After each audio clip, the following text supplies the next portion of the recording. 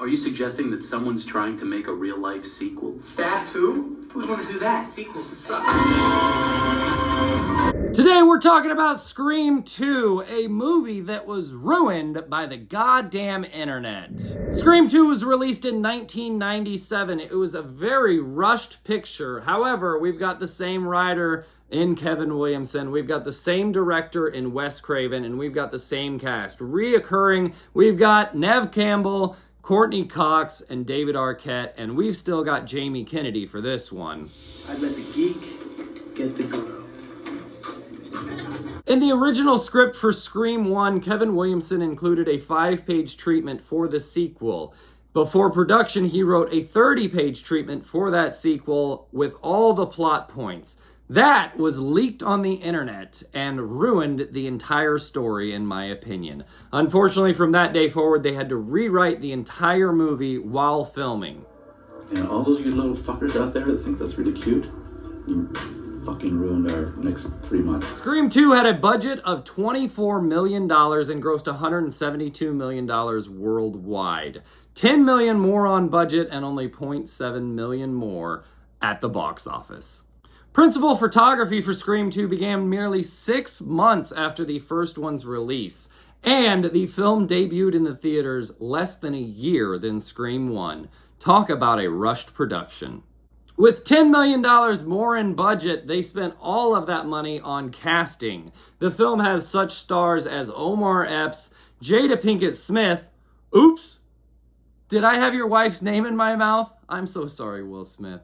We've also got Heather Graham, Sarah Michelle Gellar, Laurie Metcalf, Luke Wilson, Jerry O'Connelly, and Tori Spelling, a who's who of Hollywood in 1997. Tori Spelling played Sidney Prescott in the movie Stab, a movie within a movie, as a joke to the first film where Sidney Prescott says, oh, they probably get someone lame to play me like Tori Spelling.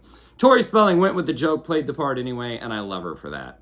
The film also has a cameo by writer Kevin Williamson, as he is the host of Inside Edition, where they were interviewing Cotton Weary. Liev Schreiber came back as the role of Cotton Weary in a much bigger part. He was a throwaway character in the first one, never planned to come back. However, he came back in the second one and is a red herring twice in 2 films. And he does this incredibly well by being extra creepy in Scream 2. I didn't like Scream 2 nearly as much as I liked the first one, and based on the popcorn meter on Rotten Tomatoes, I believe the audience agrees with me. I think it was a good plan, and it just didn't stick the landing. But again, that's your damn fault. Thanks, Internet. I believe the film relied way too heavy on the love story of Dewey and Gale, the whole hand-holding scene, the whole making out in the theater. I just blah, blah, blah, blah, blah. I don't care. It's a horror movie. Why do I give a shit about them falling in love? Scream 2 still has a lot of great stuff to talk about, and much like Randy's rules for a sequel, it is loaded with gore. The head impaled scene on the car and the head is twitching around. I thought that was a fantastic scene. It's a great, great whole scene. It's completely suspenseful. You're worried for both the girls' sakes. Like, I was on the edge of my seat watching this as she's climbing out the window, as she's climbing over the killer. You're hoping she pulls the mask off, but you know she won't. She gets out of the car, the tension relieves a little bit, and then shit! The other one's got to get out of the car. It's a great sequence in a movie, and I give it a standing ovation. It is a fantastic part of this film. Other things to mention about Scream 2. There is a theme to this movie. It starts off in the cinema with Omar Epps and Jada Pinkett Smith.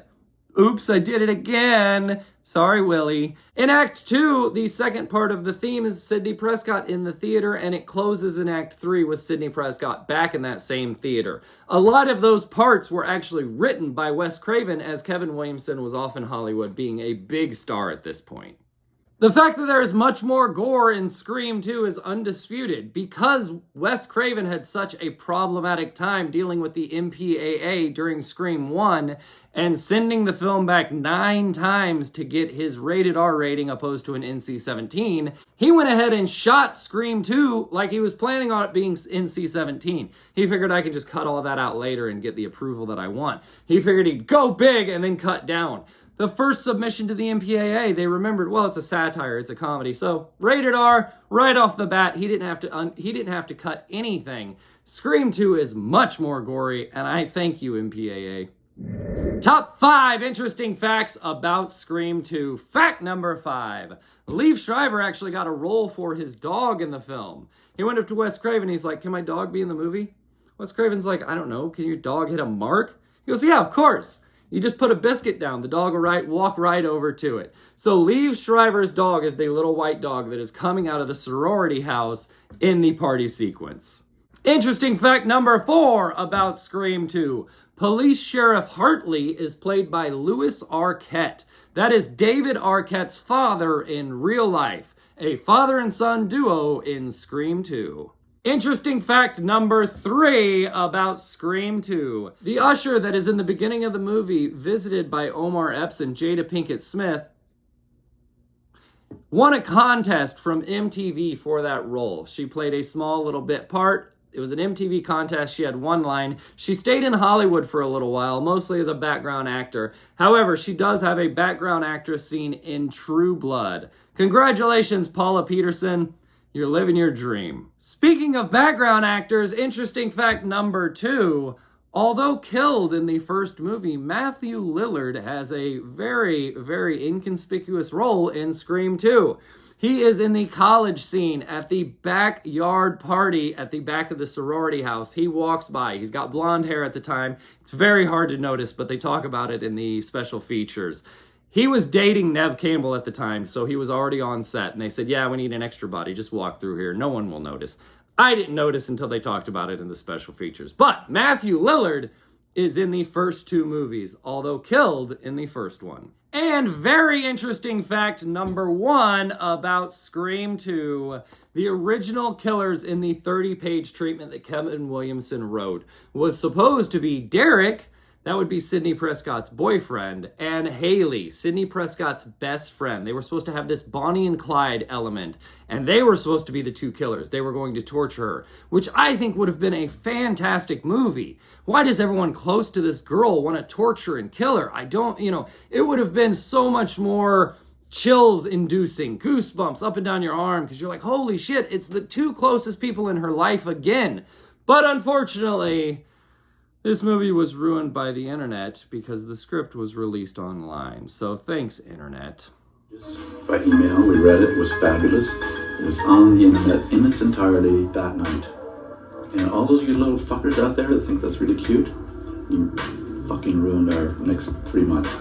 My personal story with this film, I hated Scream 2 when I watched it in the theater. 28 years ago, I watched it, and I was hugely disappointed. I don't think I've watched it since. When I rewatched it recently, getting ready for these 31 days of Halloween, I was like, yep, that's the killer. I remember that. Oh, yeah, I'm kind of disappointed. Didn't really enjoy it all that much, but I was like, okay, it's a little bit better. Before filming, I went, you know what, let's give it one more chance. And knowing what I was going into, I had a different mindset, a different frame of mind, and I went, you know what? I appreciate this movie for what it is. It's a lot more comedy. There is a great line at the end where Sidney Prescott says, yeah, you did a real bang-up job, Mrs. Loomis.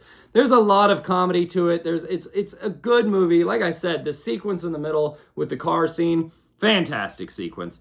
I appreciate Scream 2 a lot more now, 30 years later. It's a good movie. Not a great movie. It would have been a great movie. Fuck you, internet. But it's a good movie. I'm giving it a 7 out of 10 on the must-watch meter. For our Halloween rating for Scream 2, chills meter, I'm sorry. It's not that scary. Even when you find out, it's still not that scary. 1 out of 5 on the chills meter. Jump scares, not many, there's a few. 3 out of 5 on the jump scares meter. However, for our gore meter, I'm giving it a full 5 out of 5. This is not as gory as Evil Dead, which I also gave a 5 out of 5. But it's pretty damn gory. I like it. Scream 2, highly recommended. If you're going to watch the first, it's not bad to watch the second. As far as special features in Scream 2, we've got the same thing that we have for Scream 1. In these 5-movie collection, you get Still Screaming and Scream the Inside Story. That's going to do it for Scream 2. Come back tomorrow. We got Scream 3.